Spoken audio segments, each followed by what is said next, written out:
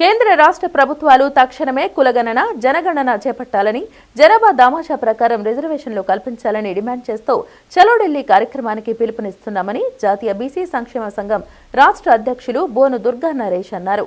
ఈ నెల 23వ తేదీన ఢిల్లీలో బీసీ ముఖ్య నేతలు అందరితో సమావేశం ఏర్పాటు చేశామని 24వ తేదీన ఢిల్లీలోనే తమ నిరసన వ్యక్తం చేస్తామని స్పష్టం చేశారు. ఈ కార్యక్రమాలలో బీసీ ఎంపీలతో పాటు వివిధ రాష్ట్రాలకు చెందిన బీసీ నేతలు పాల్గొంటారని చెప్పారు.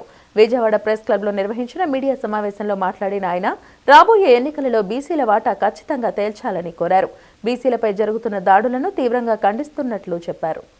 ఈ నెల 23, 24 మా అధ్యక్షులు ఆర్ కృష్ణ గారి ఆధ్వర్యంలో ఢిల్లీలో 23 సెమినార్ జరుగుతూ ఉంది, 24 ధర్నా జరుగుతూ ఉంది.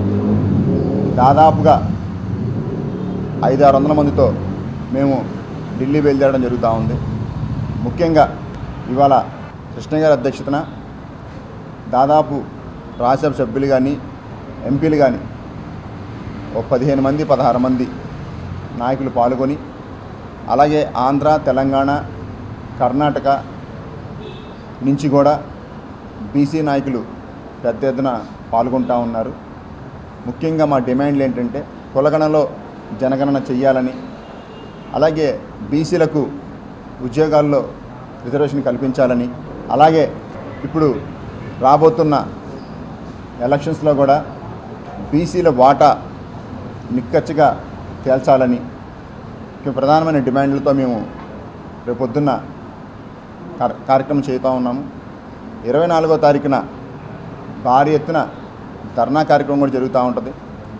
అక్కడ తీసుకున్న నిర్ణయాలన్నీ ఒక రికమెండేషన్ తయారు చేసి కృష్ణ గారి అధ్యక్షతన మేము అమిత్ షా గారిని, మోడీ గారిని కలిసి మా డిమాండ్ల మీద మేము వాళ్ళకి రికమెండేషన్ కూడా ఇవ్వడం జరుగుతూ ఉంటుంది. గతంలో కూడా మేము 2 భారీ కార్యక్రమాలు ఢిల్లీలో చేపట్టడం జరిగింది. వాటిని పురస్కరించుకొనే మొన్న మోడీ గారు కూడా జనగణన కులగణన స్టార్ట్ చేయడం ప్రారంభించారు.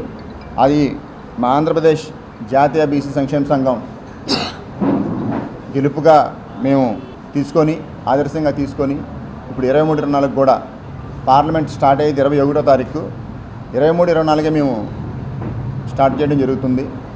కాబట్టి ఆంధ్రప్రదేశ్లో ఉన్న బీసీ అందరూ కూడా పాల్గొని దీన్ని జయప్రదం చేయవలసిందిగా కోరుకుంటా ఉన్నాం. అలాగే మరి ముఖ్యంగా ఇవాళ రాజకీయాలు చూస్తుంటే చాలా జుగుత్సాకరంగా ఉన్నాయి.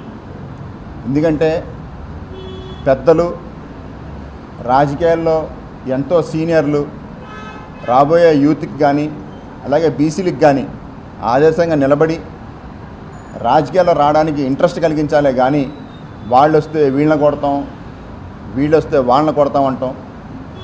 అలాగే ముఖ్యంగా బీసీల్లో పదలో రావడమే చాలా గగనం.